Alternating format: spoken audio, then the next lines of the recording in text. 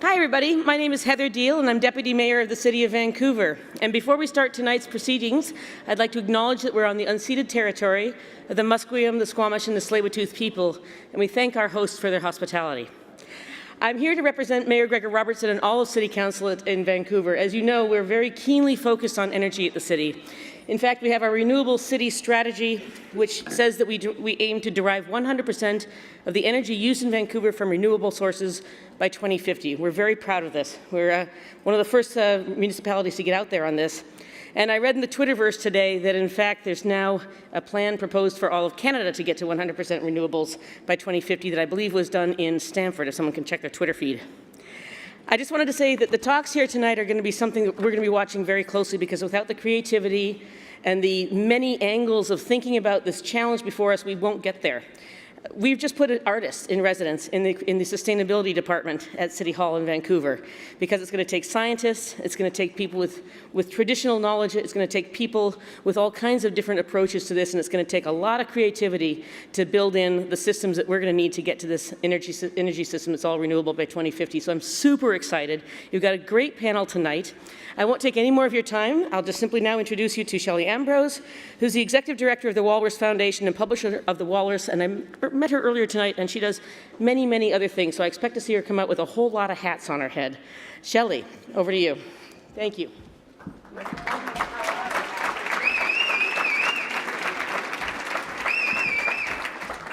Oh, I brought my fan with me. That's great. It's right down there, my fan. Thank you, Deputy Mayor Heather Deal. She's had quite the day today. She did a ribbon cutting with the new embassy and met the new Croatian Consul General and did St. David Day with the Welsh, and here she is. So thank you very much. It's quite an amazing day you've had. As the Deputy Mayor said, my name is Shelley Ambrose. I'm the Executive Director of the Walrus Foundation and the publisher of the Walrus magazine. Thank you for joining us here at Globe. This week is pretty chock-a-block with very important conversations. We're thrilled to be a part of it and here with you, who are the people who are making the future a better place. That is excellent. We're very grateful to Chris Henderson, Nancy Wright, and the entire Globe team for including Suncor Presents the Walrus Talks and for their great work this week. The Walrus Foundation is a charitable nonprofit with an educational mandate to create forums for conversations vital to Canadians. I know that sounds really pointy-headed. Conversations vital to Canadians. What that really means is just about everything. There are a lot of conversations that are vital to Canadians. Energy is, of course, one. There's no way we can do the work that we do without organizations like Suncor. Tonight's Walrus Talks about our sustainable energy future would not happen without Suncor. I want to welcome everyone from Suncor here tonight. Nor would these talks, the Walrus Talks, happen without you. We know how busy life can be, especially during weeks like Globe, and without you coming out, there wouldn't be anyone for the Walrus Talkers to talk to. So we really appreciate your time, and your time is, of course, arguably your most valuable non-renewable resource. So thank you for sharing some of it with us. Hands up if you know about the Walrus magazine. That is just fantastic. Now, hands up if you subscribe. Ooh, small disconnect. Okay, we're going to talk about that later. So just keep that in mind, and thank you for your honesty, because I can tell. I can check. For those of us who are really new to us, the forums in which we create atmospheres for the Canadian conversation include the Walrus magazine in print, tablet, and on your phone. And we make all kinds of daily content, including podcasts, video, Walrus TV, stories, blogs and more on the walrus.ca. And we're on stages like this from coast to coast to coast. There are 30 Walrus Talks in the country this year, so if you're here from somewhere else, we will be visiting you soon. On all of those platforms, you'll find stories about politics, culture, the environment, business, technology, art, cities, east, west, north, foreign affairs, water, energy, and more. We have no wings. We are an independent entity with no owners and no one point of view. So when you join us on any Walrus platform, including here tonight, we know you have something in common with the Walrus community.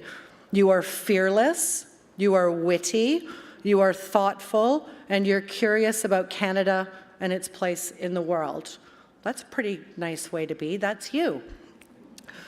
We are supported by circulation, advertising, sponsorship, and charitable donations.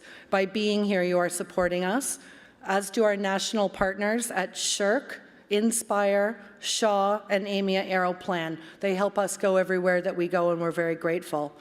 Tonight's event, for those unlucky not to be at Globe, it's being live streamed at thewalrus.ca, will be available for viewing later this week on Walrus TV. You can watch us on our YouTube channel. Our username is Walrus Television. Hashtag for tonight, Walrus Talks, and of course, Globe 2016. Now here's how the Walrus Talks works. Each of our esteemed speakers, 7 of them, has exactly 7 minutes each. They know this.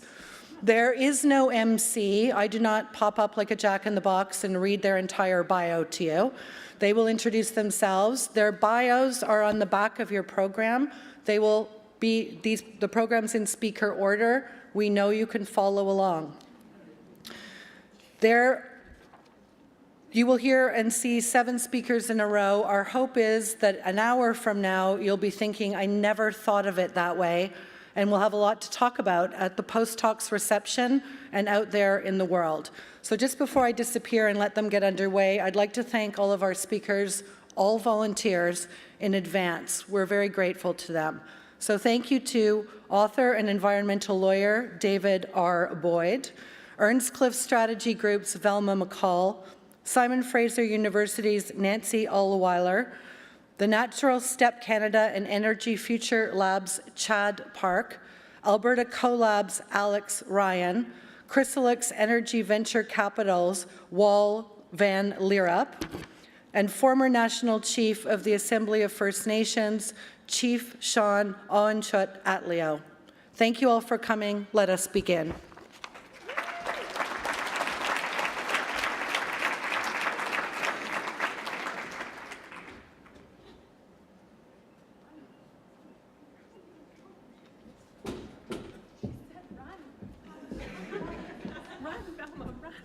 I thought there was one more person before me. Hello, good evening. My name is Velma McCall. My job tonight is to give you a quick summary of the Paris Agreement and then share some thoughts on what it means for Canada. The first thing for us all to realize is that big multilateral climate and energy deals are not for the faint of heart. They take determination, commitment, listening, compromise, and good deals take years to build. But we can learn a few things from the Paris Agreement. First, these things don't happen overnight. The Paris Agreement, in its final form, took 20 years of technical negotiations and trials and errors. It culminated in the last 6 years of masterful diplomacy, particularly by the French government last year. A major shift happened with the failure of Copenhagen in 2009 and the realization that governments alone could not get a global deal, that collective and independent effort was needed from business, finance, municipalities, all actors in society. So people started stepping up.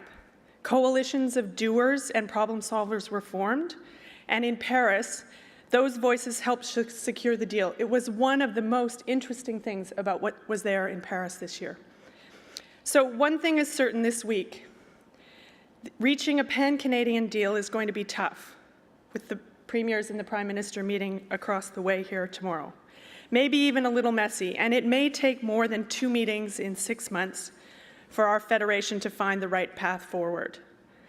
But here's some details about the Paris Agreement. It means for the first time, 196 countries are joined in a unified matrix of climate targets and action, starting in 2020 and then getting progressively stronger in 2025, 2030, and so on for the rest of the century. But it's not about the targets alone. It's the fact that the inevitable shared end goal is a global low-carbon economy. The path of each country, rich or poor, large or small, is going to be dramatically different, but we're looking at the same horizon, paddling the same canoe. In future, our goal is to limit temperature rise to less than 2 degrees Celsius and aim for 1.5 degrees. These temperature targets can seem abstract to us. What do they really mean? But they're an expression of a desire for less sea rise for small island states sinking further into the ocean every year, fewer floods, and fewer melting glaciers for our Arctic people. The world in Paris also agreed that we would start keeping track of emissions and results everywhere. We're going to create a kind of global scorecard that will apply equally to China, India, Namibia, Bolivia, Sweden, and Canada.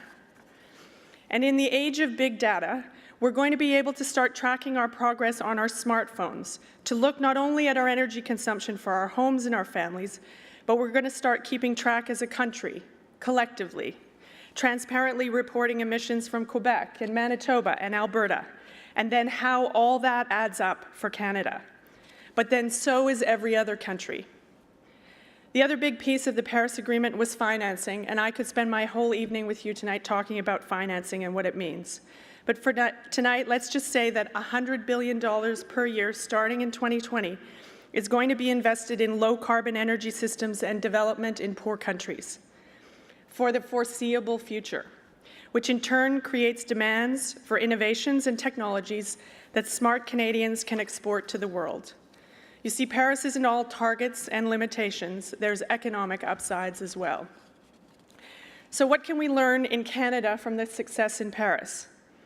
First, the solutions will be built from the bottom up, which means that provinces need to design things that work for their own economies, their own citizens, and create something that works for their own energy profile, understanding that they will be part of a national system. The majority of our provinces and territories have taken some climate action, but it's not yet enough to align with 5-year rolling targets agreed in Paris, or even our current national target for 2030. We have not yet set out a path for Canada for a long-term, low-carbon future. The second thing we can learn is that governments can't do it alone. No amount of regulation or policy or tax incentives will be enough. We need to call on the innovators, the creators, the inventors, the investors, many of the people here at Globe. We need coalitions of Indigenous people, municipalities, industry, bankers, people who work close to communities, to the market, who can help shape practical solutions. And we, as citizens, are going to need to pay much closer attention to our individual and collective choices. And we need to do something hard. We need to be patient and impatient at the same time.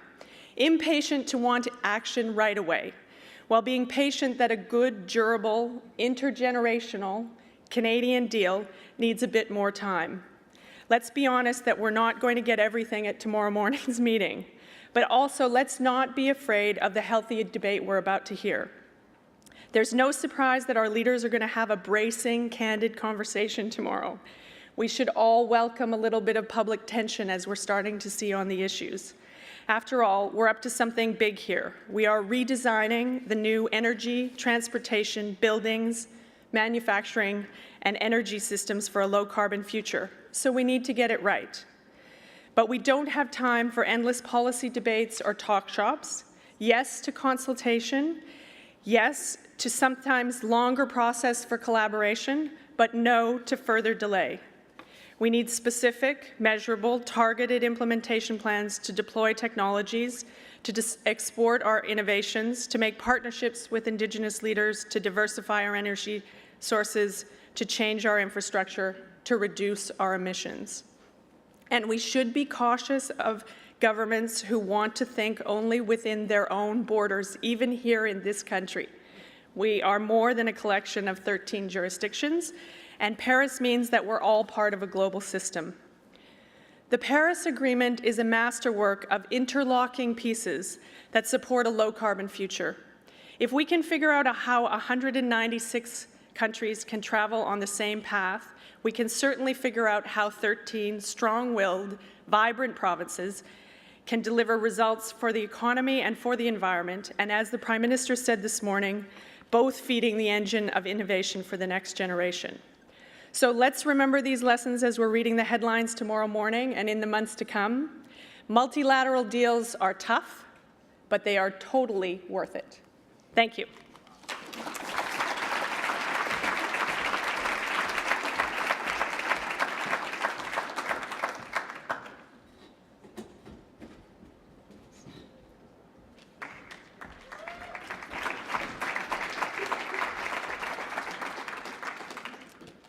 Thank you. Is oil a dirty word? Before I give you my take on this, let me tell you how I came to be on the stage today. My name's Chad Park, and I'm with the Natural Step Canada. We're an international NGO that's been a leader in the sustainable development movement for more than 25 years, originally founded in Sweden.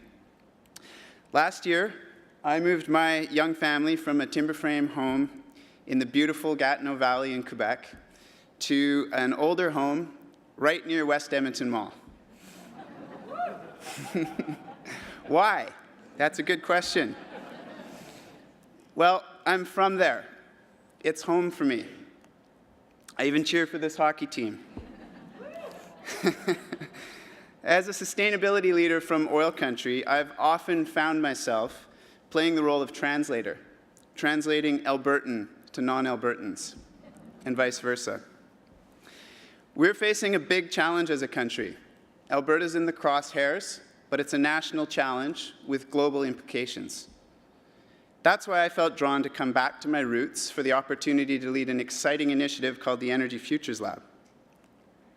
And so, is oil a dirty word? I like this question. It asks us to confront the fact that there are two competing visions at play about Canada's energy future. Vision number one, let's see, I'll go here, is business as usual, basically. Global demand for energy is going up. We've got decades still as oil and gas producers, so we should maximize the economic benefits for at least the next few decades. And by the way, we're way safer and way more ethical than most other oil producers. Vision number two is climate-driven. Climate change requires that we limit global warming to 2 degrees. This should guide our energy policy and our investment priorities. The technology, it's available and increasingly competitive. Fossil fuels don't fit with this goal, and any investments, like pipelines, that lock us into the other vision is setting us on the wrong path. There are people who hold versions of each of these two visions in every part of Canada. But the regional dynamics are important enough that I don't think it's too dramatic to ask, do these two visions mean Canada is on a collision course? Can they be reconciled? I believe they can, with a lot of work. And the path to reconciling these two competing visions is not just negotiation, it's co-creation. As Canadians, can we find any common ground, any creative room between oil is dirty and unsustainable and oil is our economic lifeblood? We can, and we must. We have massive public and private investments in these resources. Their development has been a major source of prosperity for the whole country. Plus, this is personal. Some of us have friends, relatives, children who work in oil and gas, or maybe we work there ourselves. We know that these are not bad people. Having the source of their livelihoods and our prosperity labeled dirty, it gets our backs up. But the response can't simply be to rebrand. This is a conversation I often have with my friends who work in oil and gas. Better narratives, slicker ad campaigns about jobs or about the emissions of rail versus pipelines, they're not going to cut it, even if they're true. Ultimately, they're losing arguments. Scientific facts tell us that we have to find a way to provide energy without exceeding 2 degrees of warming. And the public is waking up. Culture eats strategy for breakfast, after all. That's what we're told. And science is science. So instead of with us or against us debates, our dialogue needs to be about how we can help enable the transition to a carbon-competitive economy. If we can't credibly articulate a role for hydrocarbons in the transition to a low-carbon future, alongside the development of renewable energy and energy storage technologies and so on, then we're hooked. Now, to many, the thought of oil as part of a sustainable future is counterintuitive. That's only because we've become so trapped in our belief that the way we produce and use it today is the only way to do it. In fact, hydrogen and carbon atoms will surely play an important role in a sustainable future. We just can't continue to produce and use them in a way that emits greenhouse gases, at least not nearly on the scale we do today. How else could it be? My bet is that in the future, instead of burning hydrocarbons, we'll be using carbon to make things. This is possible. Global Carbon X Prize was launched last year to find technologies to turn carbon dioxide into materials. And Canada can lead on this.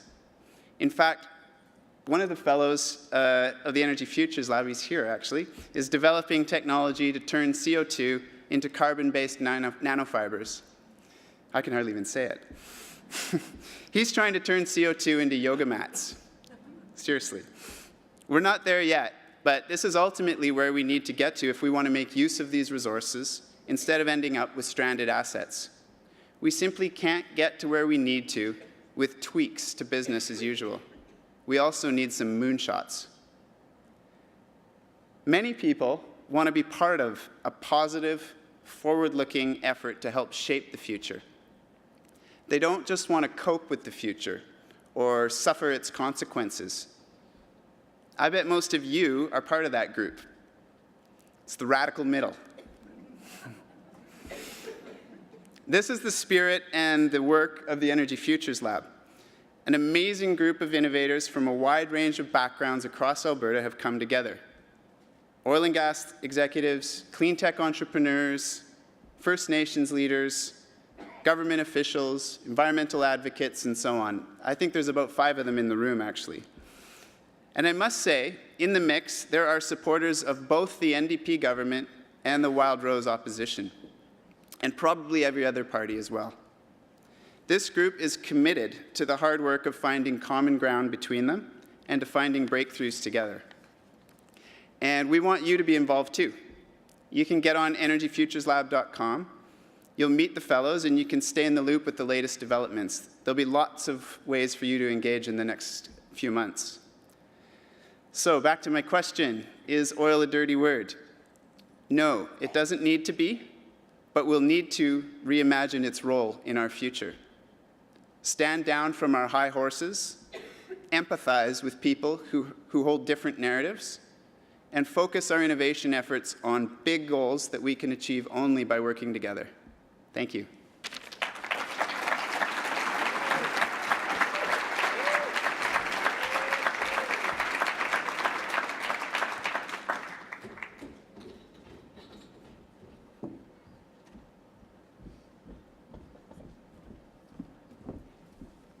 Good evening. I'm Nancy O'Weiler, and I have 3 messages for you tonight.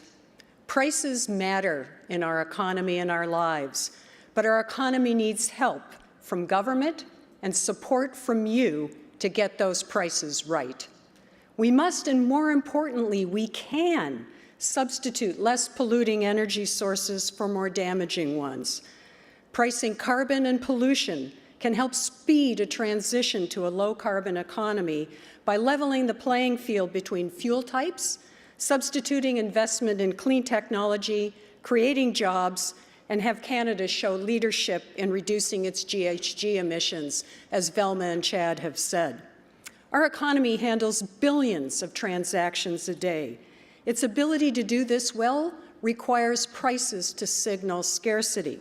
Every day we make dozens of decisions on what we're going to do based on prices. When I go to the grocery store and I'm buying vegetables, if bok choy is more expensive than broccoli, I actually like both of them, I'll buy bok choy. Scarcity is a key part of what drives prices. What's scarce now is not our fossil fuels, but our natural environment and its ability to absorb the pollutants we pour into it every day. Why aren't we getting those prices and that scarcity into our prices and dealing with the things that degrade our environment. Simple. Without the force of laws that require inclusion of environmental impacts into the cost of producing and consuming goods and services, we'll continue to dump our waste products into our atmosphere, on our land, and into our water. Why pay for something if you can get it for free? But there's nothing free anymore. Our planet depends on us taking action to get off our high-carbon diet, stop the free riding, get going, and help the planet regain its health. Can we think about energy the same way we think about bok choy? Most people don't put the two of them together. Sure. How do we do that? We put a price on carbon and other pollutants. BC's carbon tax is a great start. Ontario, Quebec, California, China, Korea have all created markets that price carbon. Naysayers argue that people and businesses won't or can't respond to higher prices of fossil fuels. They won't get out of their cars, they won't look for energy-saving technologies, but the evidence suggests otherwise. Some examples. We can be proud of this first one. British Columbians own more hybrid cars per capita than any other province in Canada. Think about driving a vehicle. It costs a lot of money. Car insurance, car payments, gasoline, depreciation. I know. I gave up my car 3 years ago, and now I can help my kids pay their mortgage. Some will say, well, Nancy, I live in Williams Lake. I need my truck for my job. I can't get along without it. Fair enough. You won't be able to adjust as quickly as I can. But if the market provides fuel-efficient vehicles, then you start to have a choice. You have the means to reduce your costs. And good policy, like our carbon tax with its offsets in form of lowering taxes and providing support for those who find it more difficult to make the adjustment, is the way to get going. And the entire way we're getting around is changing. Car sharing, self-driving cars, ride sharing. Are we going to need the same number of vehicles we've had in the past? I don't think so. So are we waiting? What are we doing? Are we getting ready for this or not? Businesses. Over 400 large companies worldwide are pricing carbon in their business decisions to account for risk, to determine what new investments they'll make, and to open the door to new business opportunities. Who are these companies? Let me just give you a sample. Canadian Tire, beloved Canadian Tire, Walt Disney, Nestle, most major oil companies, including Suncor, Enbridge, and Exxon, Black & Decker, Google, TD Bank, General Motors, Tech, the list goes on and on. These companies know the value of pricing a scarce resource when making decisions. Listen to Walt Disney, not Walt himself, he's gone, but his company. Our businesses have an incentive to reduce their GHG emissions and think creatively about new approaches and technologies that will help reduce our carbon footprint. Disney Enterprises is a $174 billion high-tech company that can buy a lot of low-carbon, high-tech technology. Exxon. We require all our businesses to include an estimate of GHG emission costs while seeking funding for new capital investment. These companies, in most cases, are voluntarily pricing carbon. They know pricing carbon is smart business, one that prepares them for the future. A survey by Ernst & Young of 100, again, large corporations, found that 78% said carbon pricing would be a positive stimulus to innovation. 81% said it fosters green growth, and surprising to some people, 50% said it would improve competitiveness, not kill it. Carbon pricing can create stronger incentives to drive down costs, and in do so, stimulate other businesses. FedEx, world's largest transportation carrier, fast goods, achieved a 22% increase in fuel efficiency in just 5 years by working with manufacturers, universities, and clean tech innovators to reduce their fuel use. More efficient diesel. Yes, we're still going to need diesel and other gasoline products as we make the transition, developing hybrids and developing electric vehicles. This was without a carbon price. Think what they could have done with one to help stimulate that kind of investment. Leveling the playing field by pricing carbon means it substitutes in producing energy that you've heard. Wind, solar, photovoltaic are better able to compete with fossil fuels. This drives innovation and investment. The fastest growth in new energy investment in 2014 was renewables. 65% of all new capacity investment in that year was renewable energy sources. Over the next 5 years, those costs are going to come down even more. Solar photovoltaic came down 80% from 2008 to 2012, and it's expected to fall another 40% in the next few years. As Chad suggested, we're also developing better and cheaper means to store and reuse carbon dioxide. What's driving this? Pricing and regulations are help. One form of pricing that we need to have less of are subsidies. The true cost of a good is hidden when we subsidize it. And getting rid of the subsidies to consumers and producers around the world of fossil fuels would reduce global GHG emissions by up to 13%. That gets us well on the road to what Velma was talking about in the Copenhagen Accord. Prices aren't the only nudge, don't get me wrong. I also favor and think we have to deal with regulations that complement it, but prices grease the wheels. Regulations such as zero-emission vehicle targets, low-carbon fuel standards, and better building codes are also vital. But the prices have to be there too to stimulate and hasten the transition. All energy sources have environmental impacts, but we can and must substitute the less environmentally damaging ones for the ones that are more environmentally damaging. We're waking up to the message. By mid-2015, 39 countries had a price on carbon, but do not underestimate the challenge. With continued economic development, we must do better and reduce the absolute levels of carbon-intensive fuel as we transition to a less damaging type of energy use. I've heard all the excuses. Why should I pay for carbon when Canada's such a tiny country? Our share of GHGs is small. We can't act till other countries do. Dealing with climate change is too costly for the economy. They don't work anymore. Those arguments don't work anymore. The evidence is to the contrary. We have to use pricing and regulations to help our economy thrive as new investment and innovation, reduce the risk of the catastrophe that we may be facing.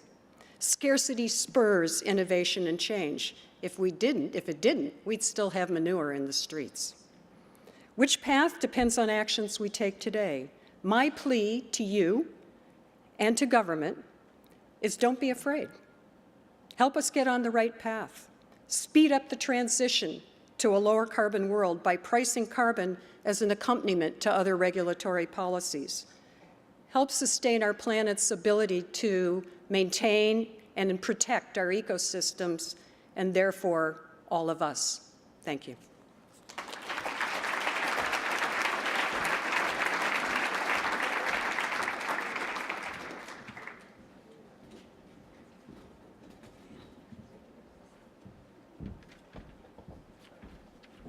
Good evening, Vancouver. I'm David Richard Boyd, and I'm an optimistic environmentalist. Now, some of you may think jumbo shrimp, open secrets, working vacations, that's an oxymoron. But I'd love to be able to share inspiring stories about dozens of endangered species that have recovered, about dramatic improvements in air and water quality for billions of human beings, about the recovery of the Earth's vital ozone layer, and about the global elimination of dozens of dangerous chemicals. But we're here tonight to talk about energy. So what do we need to do about energy? Well, it's actually, I think, the most exciting chapter in our story of environmental progress. We need to do three things. We need to use energy more intelligently. We need to stop spewing carbon dioxide into the atmosphere when we burn fossil fuels. And thirdly, we need to make sure that we're producing more renewable energy. And the good news is that we have the technology and the willpower to do all of these things. This is a laneway house built in Vancouver to super energy efficient standards. It uses 80 to 90% less energy for heating and cooling than a standard new Canadian home. Now, and once you've got that kind of energy decrease, you can use solar panels on the roof to make it a net zero building. Sure, these are still the exception to the rule in Canada today, but in the European Union and California, this is now the building code. As of 2020, all new construction must be net zero energy. So this is the future of building. In European cities like Stockholm, turning to transportation, 9 in 10 commuting trips in Stockholm are done on foot, on bicycle, and on public transit. That's the exact inverse of some North American cities. We've got a tremendous upsurge in car sharing here in North America. Vancouver's a leader with 1 in 6 residents belonging to car sharing programs. Huge environmental benefits. And thank you to the millennials in the room who are turning away from car ownership in record numbers. Of course, some people still do like to drive, and so it's great to see the emergence of zero-emission vehicles, and still fairly small in terms of market share, but public policy can turbocharge their adoption. So in Norway today, 1 in 3 new vehicles sold is an electric vehicle. Pretty amazing. So the first message is, can we use energy more intelligently? Yes, we can. Can we stop polluting the atmosphere with fossil fuels? Well, China, of all places, has started to demolish coal-fired power plants near big cities. They've also pledged not to build any new coal-fired plants for the foreseeable future, and they just shut down 1,000 coal mines. In the US, more than 200 coal mines have been shut down since Barack Obama became president. Another 150 will close down in the next 5 years. In Vietnam, they were planning to build 44 new coal-fired power plants. They just decided not to build any of those. So coal, yikes. This is a stock chart of Peabody Energy, the largest privately owned coal company in the world. 5 years ago, the share price was $1,090. It closed last week at $2.18. To put that in context, if you had 100 shares 5 years ago, that was worth over $100,000. Now it's worth about 200 bucks. Ouch.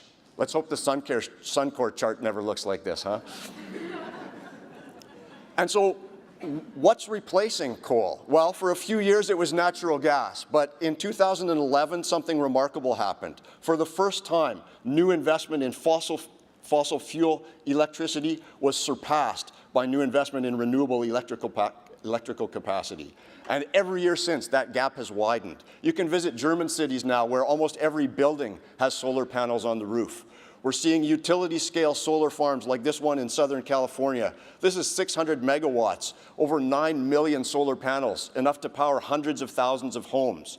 And bigger farms than this are under construction in countries from Morocco to India, measuring in the thousands of megawatts. So solar is really taking off. And I just show you this one chart. I'm an academic, so I have to have at least one chart in my presentation. Look at the curve. From almost no solar energy at the turn of the 21st century, China just passed Germany to become #1 in the world in installed solar electrical generating capacity. And if there's, another chart. If there's one thing that you remember from my talk today, in the year 2000, at the turn of this century, globally, there was 1 gigawatt of installed solar electrical capacity. The International Energy Agency, which is the world's preeminent forecasting organization, said if we get the policies and the investments in place, we could get to 7 gigawatts by 2020. Well, do you think we made it? We actually add 7 gigawatts to the global grid every 6 weeks. We blew past 200 megawatts last year. We're on track to blow past 200 gigawatts. We'll blow past 500 gigawatts by 2020. And this is something called exponential growth, which human brains have a really hard time understanding. So let me just quickly demonstrate.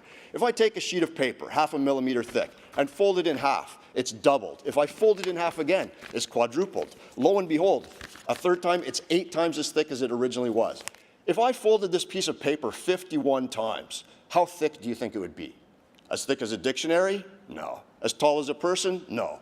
It would reach to the sun, 150 million kilometers. Now, that's just hard to wrap your mind around, but solar energy is doubling and has been doubling every 30 months since the mid-1990s. So watch out for solar. And of course, critics will say, well, what do? The sun doesn't shine at night. Well, humans are a pretty ingenious species, and so we figured this out, energy storage. This is a Spanish solar plant that came online in 2011. They store the sun's energy, some of it, during the day underground in vats of molten salt, and they've been producing electricity around the clock since 2011. There's similar facilities in the United States that are 20 times this large. I haven't talked about wind. The first wind farm in Canada, 10 megawatts, built in 1993 in southern Alberta. We've now got over 10,000 megawatts of wind, good for 7th in the world. So some countries have already reached the holy grail of 100% renewable electricity. Norway, Iceland, Paraguay, Costa Rica's at 99%. Canada's at 70%, but we'll get there. The City of Vancouver, as Deputy Mayor Deal said, has already adopted a plan for getting to 100% by 2050, not just for electricity, but for buildings and transportation as well. So this is a tremendously exciting and transformative time that we live in, my friends. This is probably one of the greatest transformations that the world has ever undergone, and I want you to all be part of it. Viva la revolution!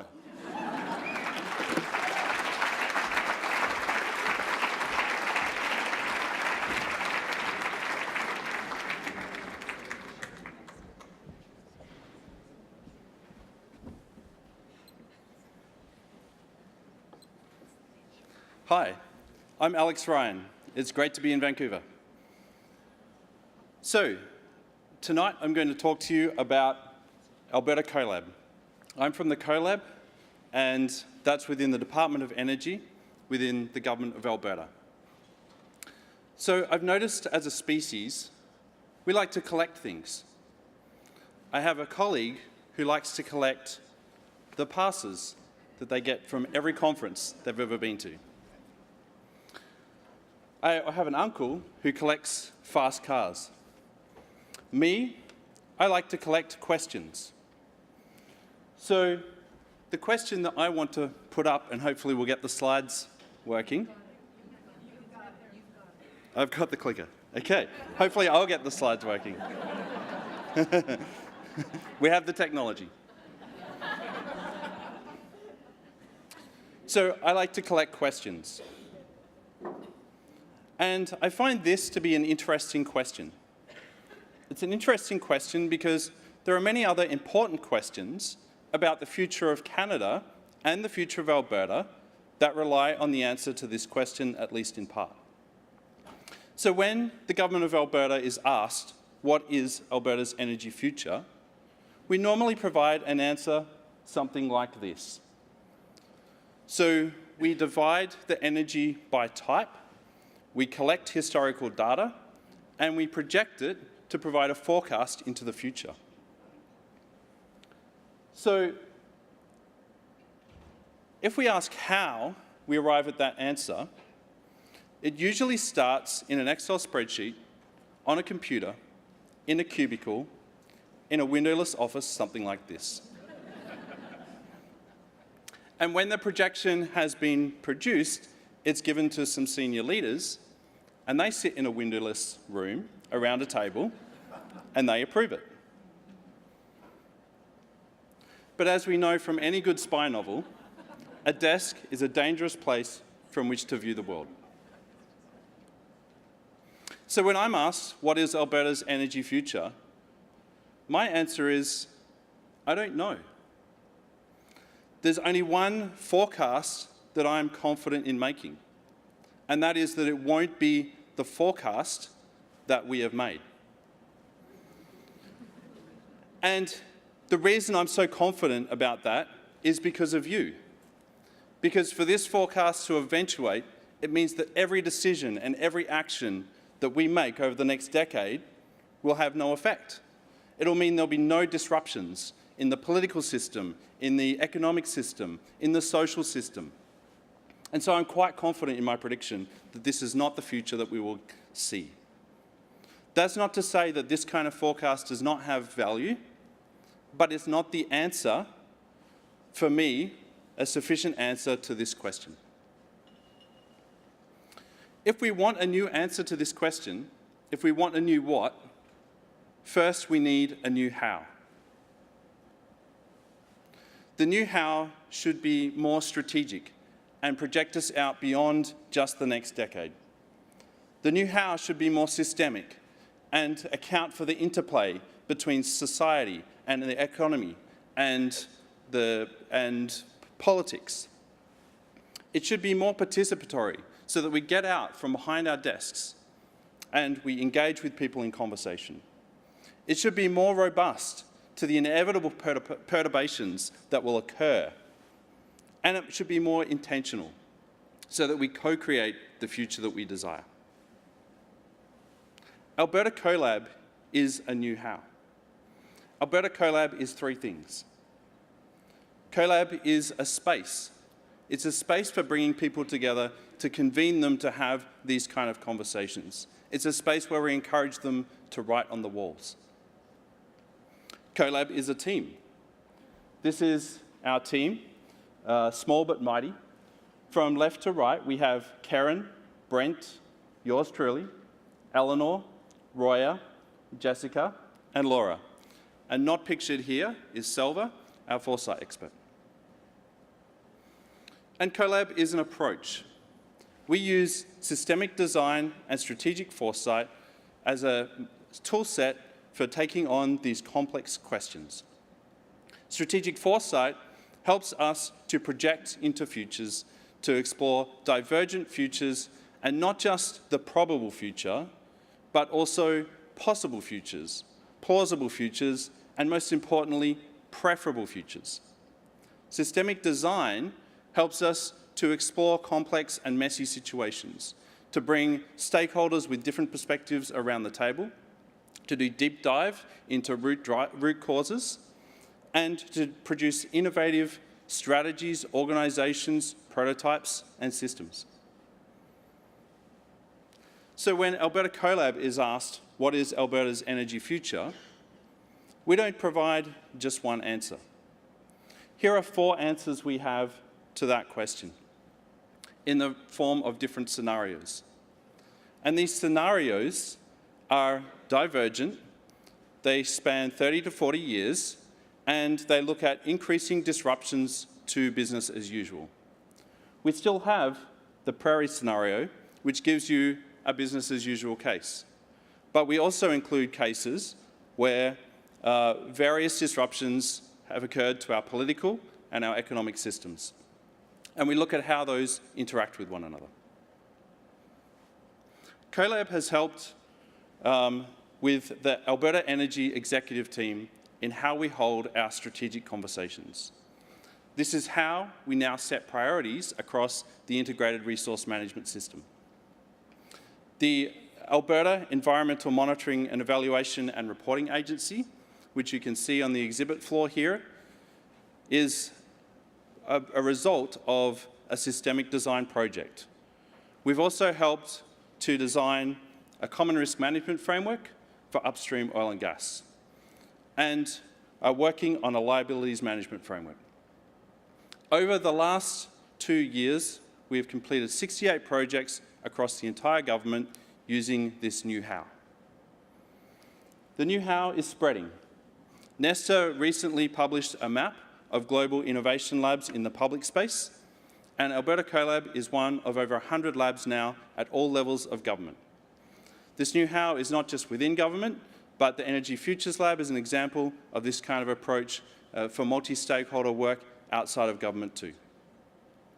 So I want to end my talk with one final question. What questions are you collecting? And if you'd like to donate to my collection, I'd love to hear from you by email.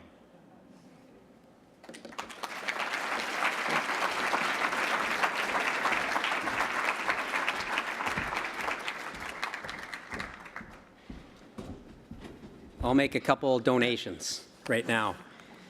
Sit yaks a inchat histak shit la hosat nu chanatlat la kishbit ma as a takshisi hatlat we hiksu Squamish, Tsayawatooth, Musqueam, Ma Chinopsic, Ma Tikitsu.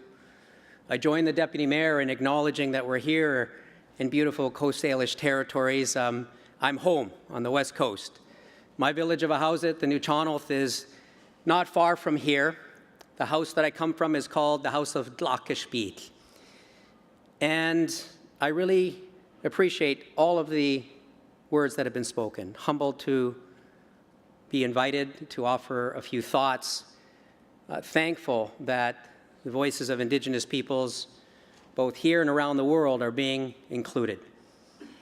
We are making progress on the long journey, and it's something that I feel very thankful for. I feel very hopeful. Indeed, I share the enthusiasm and the optimism of our future. Indigenous peoples have and will continue in an increasing way help shape the energy space around the world We are doing so now, even if many aren't aware of exactly how we're doing it.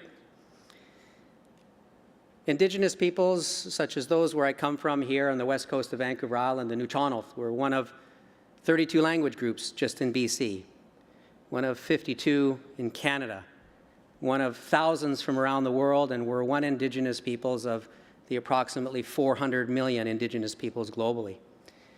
And I would suggest that we are in the age of Indigenous peoples. Here in Canada, we have been fighting. This is work that I myself have undertaken. We've won 170 court cases. Very often, those were court cases that were standing in front of and against major resource project developments. I remember in 2005, when I was in the Assembly of First Nations as a regional chief, Natural Resource Canada said, there are about 6 to 8 billion projects in Canada that implicate Indigenous peoples. I knew one project in my village that was proposed at 8 billion, so we had a significant disconnect in 2005. Those numbers have been rightfully updated to 600 to 800 billion. Projects in Canada that are implicated or connected where First Nations will have a say. And this is a global phenomenon, which is why I suggest that global peoples are in a renaissance. This is the age of Indigenous peoples. The story of advocacy and activism has led to the recognition of our rights in the United Nations, the United Nations Declaration of the Rights of Indigenous Peoples, the recognition of the right to free, prior, and informed consent.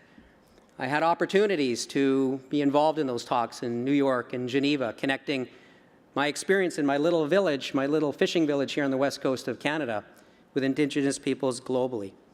These stories are mostly ones of rejection and opposition. Often the only way for Indigenous peoples working alongside, in most cases, environmental non-government organizations who would stand with us in our response and are certain that you must have the consent of the Indigenous peoples in whose territories you're proposing to do your work.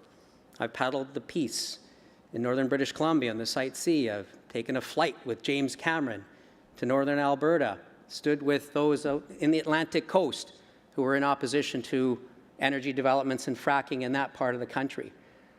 Indigenous peoples, both here in Canada, around the world, standing firmly in their values, values that I would describe here in my language, umatsikwatasnish, hishuk ish tsao wak. We are all one. We are all interconnected. Our peoples, we view this conversation through a lens of which we have many stories that go back a long way. We hear them from the Squamish and Musqueam and Tsleil-Waututh tell us about the stories of these lands right underneath the feet of those of us gathered right here on the shores of the Pacific Ocean. And for me on the West Coast, these phrases about interconnectedness come with i-sakstat, umatsikwatasnish, ya-akstat, tlawa-istat, words that describe the requirement, in fact, for us to respect, be kind, indeed to love one another, to recognize and see each other. I've heard terms such as co-creation, which we recognize as being a requirement. And what must come with that is also that it must also be with mutual respect and full recognition, in this case of the rights that Indigenous peoples have fought so long and hard to have affirmed. So I share a short story, because we should have at least one, of Bear. You see, there was a time in my village here, you can imagine, when our people, the humans, were suffering for food. And so we innovated. We created a weir so that we could harvest in a sustainable way the energy for our bodies and our spirits. And the weir got created, but every time we went to check it, it was damaged and the fish were getting through. And oh my goodness, we had to investigate what was happening.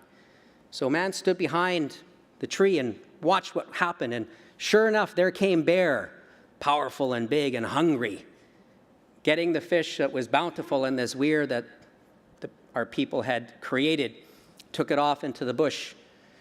And so the human had to take the opportunity to overcome some significant fears and went and had a conversation with Bear. Do you know what you're doing, taking all this fish? Our people are going hungry. Oh, I'm sorry, I don't know what it is that I'm doing, Bear said. My people are hungry too. Let me show you.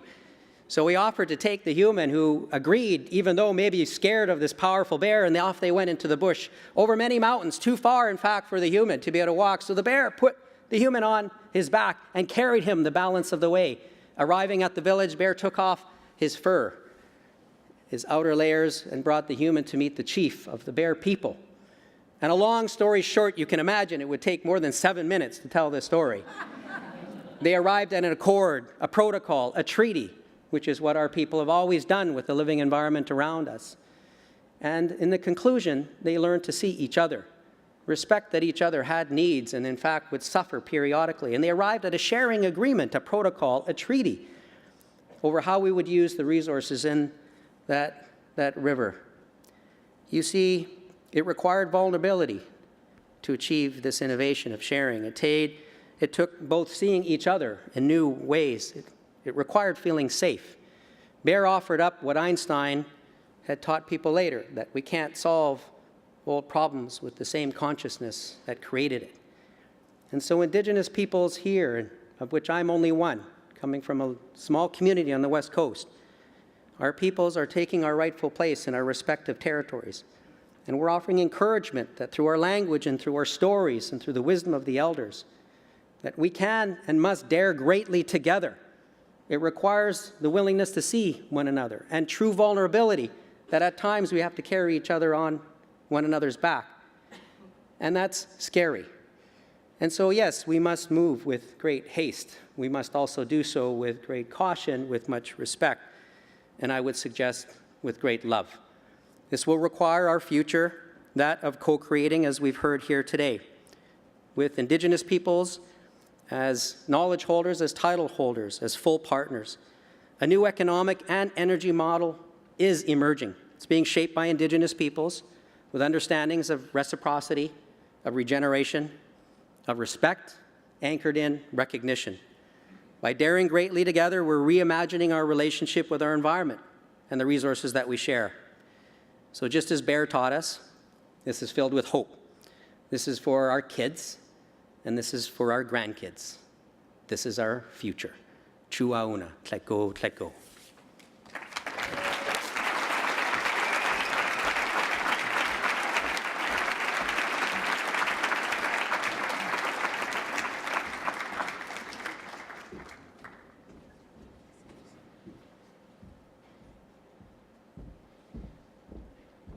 Wasn't that outstanding? My name is Wal van Lierop. You may have wondered about the title of my presentation. But a few weeks ago, I watched a very funny video clip of the comedian Louis C.K. called, "Of Course, but Maybe." And to me, that describes perfectly the doubts many of us are struggling with when it is about climate change. Of course we want a carbon-free society, of course. But what, I don't have a job because of fighting carbon change. Maybe new technologies will save the day.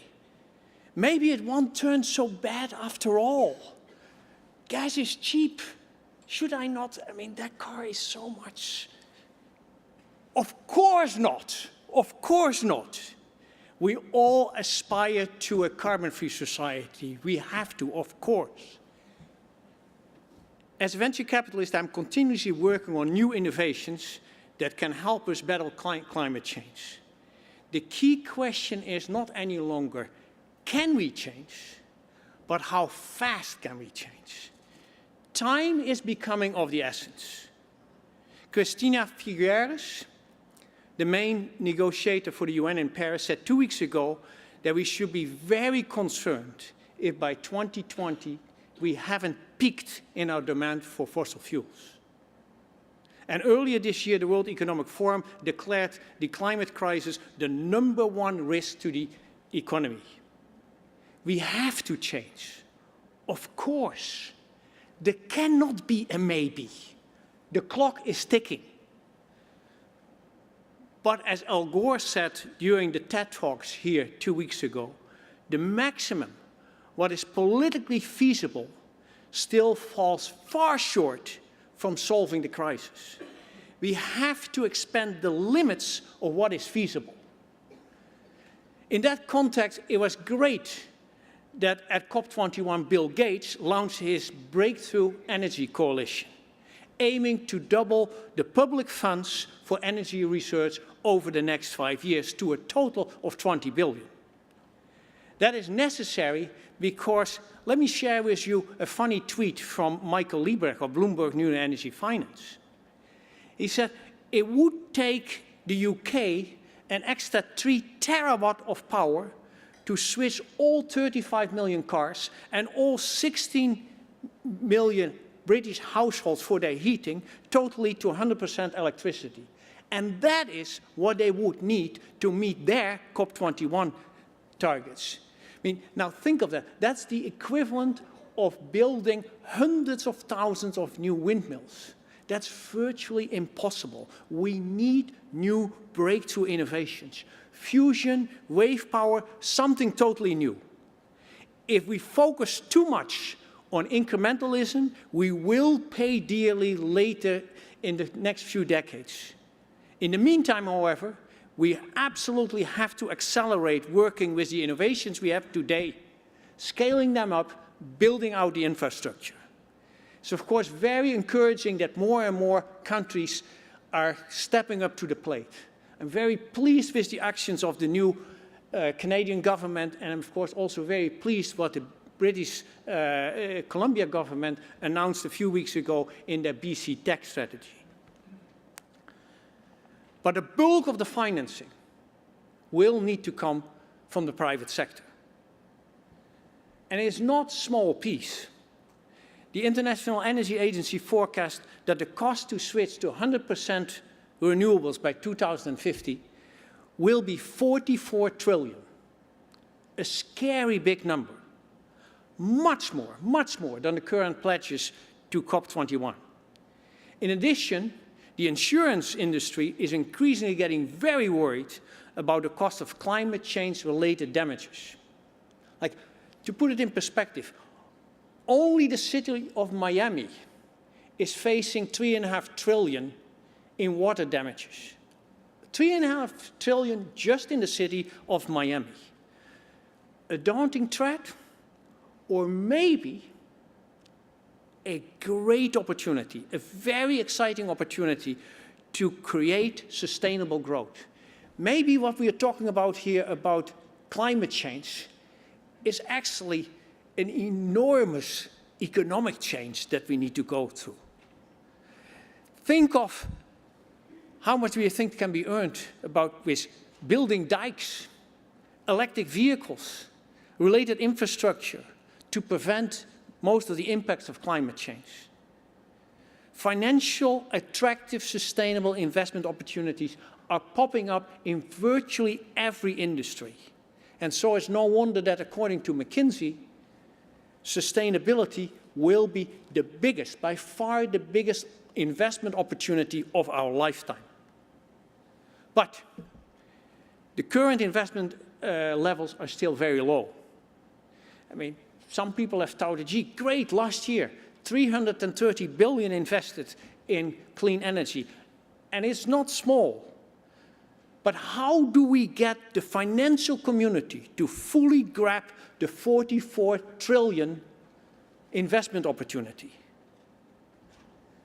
Alternative investment opportunities today look very bleak. Let's face it, the stock market is very nervous, real estate is overvalued, resources are down, and the bond markets are even negative. Net results, we have lots and lots of cash sitting on the sideline. At the same time, there are actually many still modestly priced opportunities in renewable solutions. Yet, many financial institutions are totally obsessed with risk management and the clean tech bust of the past decade. They lament that the poster child of the growing pains in the clean tech industry, Solyndra, lost 1.5 billion And that's a reasonable big number. However, far less significant when you contrast it with the 8.3 billion that Shell wrote down from its painful exits in the Canadian oil sands and the Arctic in just Q3 of last year. 8.3 million. Pop. In the era of massive change and innovation that the world is experiencing today, measured risk-taking needs to be at the forefront of financial institutions in order to benefit from the enormous sustainable revolution that is happening. So one action we should all work on is to put pressure on our banks and pension funds to become more engaged. We need their financial support. But this brings me to perhaps the biggest impediment in winning the war on climate change, and that is us, the people, with all our doubts and procrastination. Do we really have the will to change? Maybe we're all too comfortable or perhaps scared about what change will bring. And there will be many pushbacks and hiding behind old regulations. But why not focus on the positives of change? It creates optimism, wealth, a new future, sunny days. Change is good. Think of it in terms of baseball. You cannot steal second base without letting go of first base. You have to get rid of the past. Change will be very crucial for us to get our fair share of the industries, jobs, and wealth of the future. Just Google China Manufacturing 2025, and you will know that the Chinese see climate change as a massive opportunity to create jobs and own new industries of the future. And if they achieve only 30% of their plan, they will have world dominance in many industries of 2020, 2030, and so on. We in Canada need to accelerate our climate actions for jobs at home. By 2025, Canada should be a seller of clean technologies, not a buyer from somewhere else. And for that, we need leaders who understand renewables are the future and who can instill a culture under which their staff knows that if they try something new and it goes wrong, they won't be fired, that it is good to try something innovative. The message I would like to leave you here tonight is that climate change is the biggest investment opportunity of our lifetime. But to benefit, we will need to break with many things from the past and do it fast. For that, climate and the world needs you in action. Together, we can win the world on climate change and prosper. Thank you very much.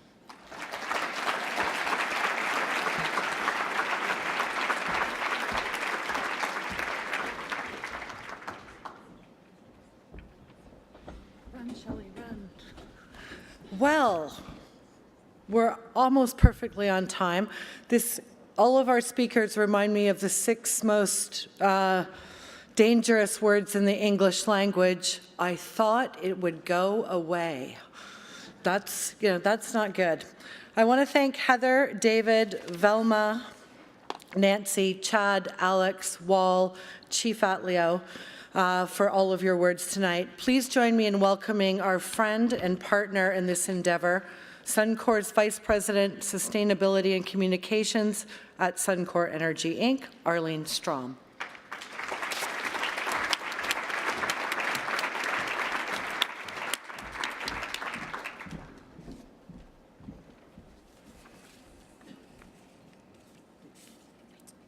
Thank you, Shelley. On November 22nd of last year, I stood in a room in the Science Centre in Edmonton, Alberta, about 10 feet away from Premier Notley.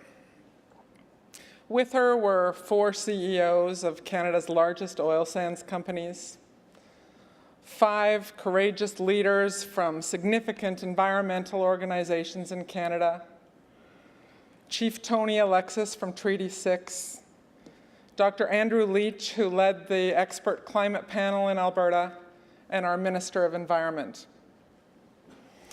I got to tell you, as an Albertan and a Canadian, it's a day that I will not soon forget. It was a day that Alberta went from being a climate laggard to a climate leader. And we got there through the courage of our Premier, the leadership of people like Dr. Andrew Leach and his fellow panel members, and by people like us, from industry and environmental organizations alike, who put aside polarized visions and conflict for a shared vision of the future, a low carbon energy future with abundant energy for all. And we got there because people approached it with the spirit of Walrus, with a core DNA that is fearless, hopeful, and receptive to ideas and difference. As Chad would say, we stepped into the radical middle. And with open ears and engaged minds and hopeful hearts, I know we can find solutions to some of our most complex challenges that we face. So thank you, Walrus, for bringing us together to have these tough conversations and for bringing these fantastic leaders together who have challenged us and provided us with a hopeful vision of the future. Thank you for bringing us together, and for each of you for having a respectful and courageous conversation that is so necessary. If Alberta can surprise the rest of Canada with leading climate change policy, then I'm absolutely convinced that all of us here in this room tonight and at this conference this week can work together to find solutions for a sustainable future and to address the challenge of climate change. As Sean said tonight, I hope that together we will dare greatly. Thank you very much. Thanks, Sean.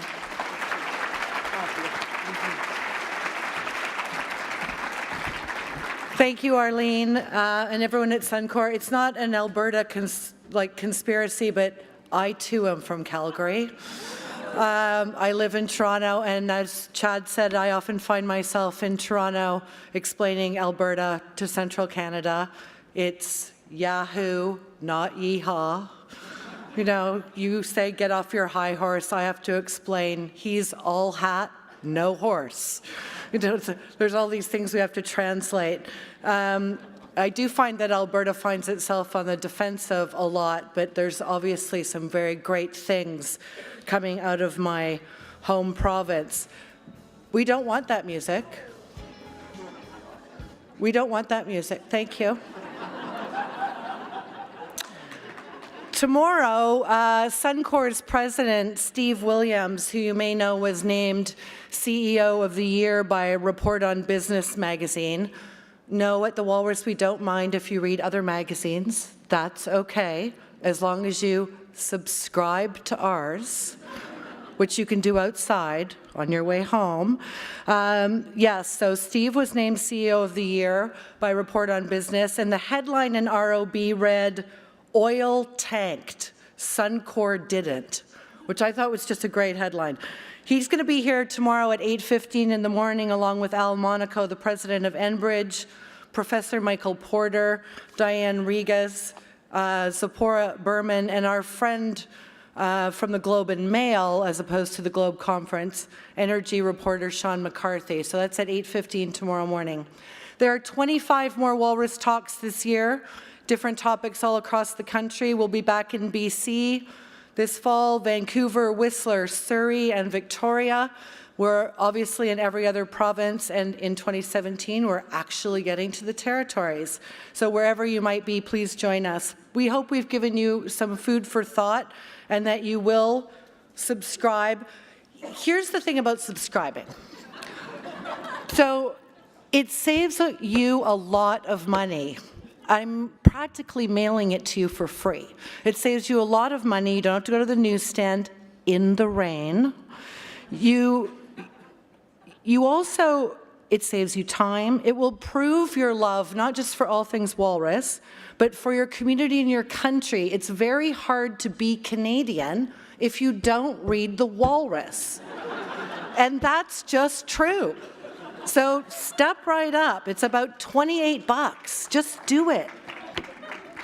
While you're at it, you can sign up for the newsletter. We will tell you where we are so you can join us. If you can't join us in person, you can join us by live stream.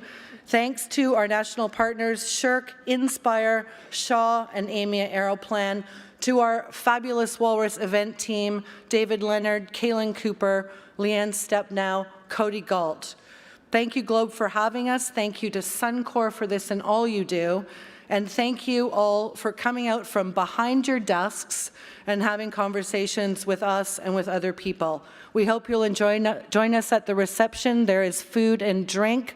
And if you are there, there will be interesting conversation right there, that side of the room. Good night. Enjoy Globe. Safe home.